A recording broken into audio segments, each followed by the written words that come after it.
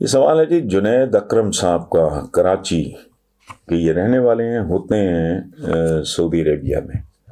وہ کہتے ہیں جی امام زین العابدین فرماتے ہیں کہ اتنی اذیت کربلا میں نہ ہوئی تھی جتنی اہل کوفہ کی خاموشی پر ہوئی۔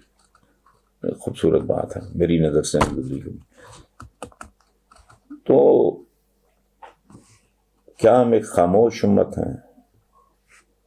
ہر وہ شہر کوفہ ہے جہاں ظلم پہ لوگ خاموشی اختیار کرتے ہیں۔ آپ سے میرا سوال ہے کہ علماء کرام اسلام کے نام پہ قتل و غارت کے خلاف تحریک کیوں نہیں اٹھاتے؟ کسی بھرپور تحریک کا۔ اچھا، آپ اگر اس کی طرح مجھے بھی مروانا چاہتے ہیں تو میں اس کے تفصیلاً جواب دے سکتا ہوں۔ ایک بات میں آپ کو بتاؤں، یہ جو آپ نے بات کی ہے حضرت امام زین العابدین کے حوالے سے، یہ زندگی کی الٹیمیٹ ریالٹی ہے۔ ہم یہاں دمبا کڑھائیاں پھاڑتے ہیں، ٹھیک ہے، لوگوں کا اس کے علاوہ کوئی مسئلہ ہی نہیں ہے کون کتنے پیسے بنا رہا ہے، کہاں کون سا کھانا اچھا ملتا ہے۔ یہ پاکستان کی کمیونٹی۔ اچھا، کتابوں کی دکانیں، آپ لاہور شہر مال پہ جتنی دکانیں ہیں وہ ختم ہو گئی ہیں۔ کلاسک رہ گئی تھی، اس کا بھی نچلا پورشن جو ہے وہ بیکری میں تبدیل ہو گیا۔ کتابیں ختم ہو گئی ہیں، ایک محاورہ رہ گئی ہے، وہ بھی سسک رہی ہے۔ تو جن کو حرام حلال کی تمیز اٹھ جائے، کھانے اور کمانے کے علاوہ دوسرا کام کوئی نہ رہے، تو وہ خاموشی قبرستان کسی خاموشی ہوتی ہے۔ اور اس کی ایک سادہ مثال، ہندوستان میں جو کچھ ہو رہا ہے کوئی ٹھیک نہیں ہو رہا، انتہا پسندی کو بہت زیادہ شے دی جا رہی ہے، لیکن آپ ایک بات غور کریں، وہاں کے کسانوں نے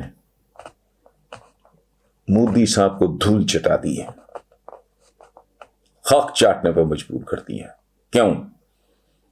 وہ صرف بولے ہی نہیں، انہوں نے خون پی دیا۔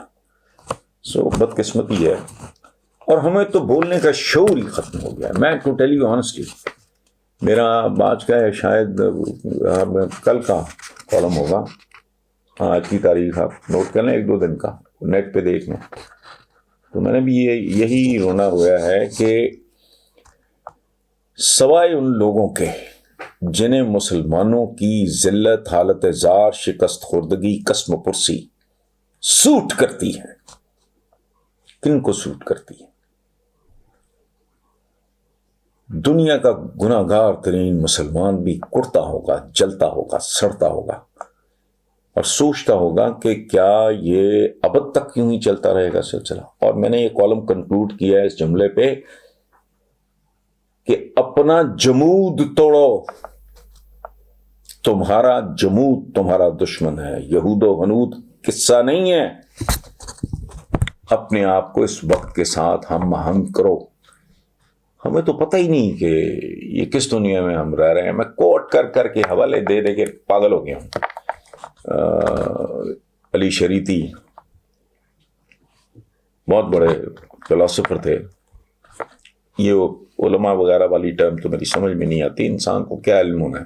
مجھے بھی نہیں پتا کہ میری پشت پہ تیل ہے یا نہیں، کوئی بتائے تو بتائے۔ میں تو اپنا بلڈ گروپ سے واقف نہیں ہوں، مجھے لیب جانا پڑتا ہے، بیماری ہو جائے مجھے ڈاکٹر جو کپڑے پہنے ہوئے ہیں اس کے لیے میں کسی کا محتاج ہوں، نہ میں کپڑا بنا سکتا ہوں نہ میں اس کو سی سکتا ہوں۔ عالم یہاں کون ہو سکتا ہے بھائی؟ آپ کو چپاتی بنانی آتی ہے؟ میں آپ سے پوچھ رہا ہوں، آر یو اے شیف؟ مجھے تو بھائی اپنے ملازم کا، اپنی اہلیہ کا محتاج ہوں، میں تو 2 وقت کی روٹی کے لیے۔ انسان عالم شالم نہیں ہوتا۔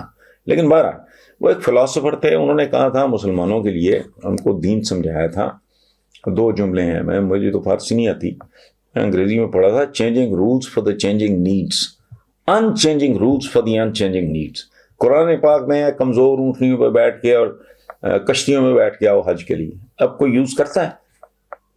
وہ تو آپ نے کشتیوں اور اونٹنیوں کی جگہ آپ نے بڑے بڑے جہاز اور ہوائی جہاز استعمال کرنے شروع کر دیے۔ باقی امینڈمنٹس کون لائے گا؟ یہ جو انہوں نے کہا نا بیسک رولز، بیسک نیڈس، یہ بڑی عجیب و غریب بات ہے۔ کل تک لاؤڈ سپیکر حرام تھا، آج لاؤڈ اسپیکر کی شامت آئی ہوئی.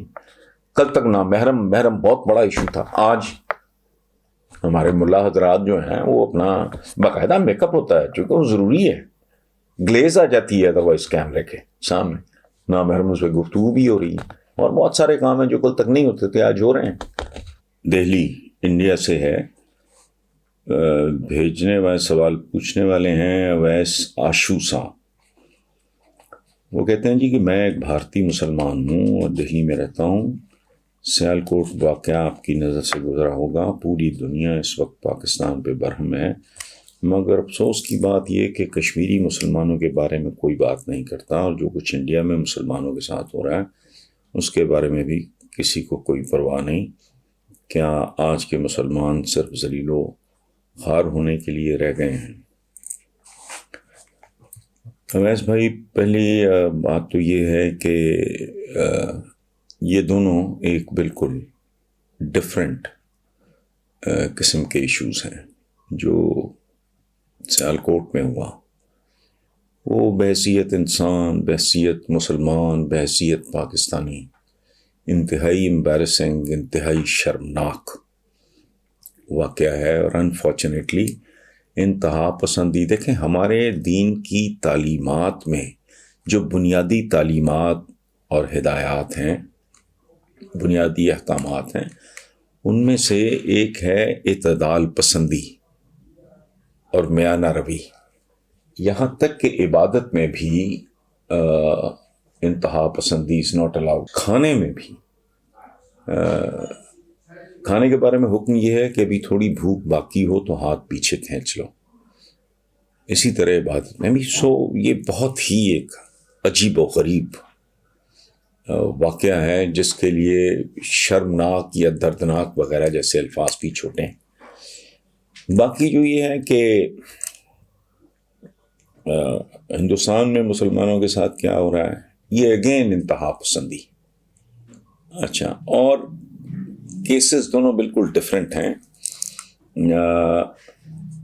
اور جو کشمیر والی بات ہے, اب اس کی تفصیلات میں جانا مناسب نہیں, چونکہ اس طرح کے پروگرام میں جیسا یہ ہے سوال جواب کا ایک تفصیلی بات نہیں ہو سکتی. باقی دیکھیں انسانی زندگی میں فیزز ہوتی ہیں. ایک بات آپ سے میں آخری کروں, وہ سمبولک بات ہے, اس کو ذرا سنجیدگی سے اس پر غور کیجئے آپ.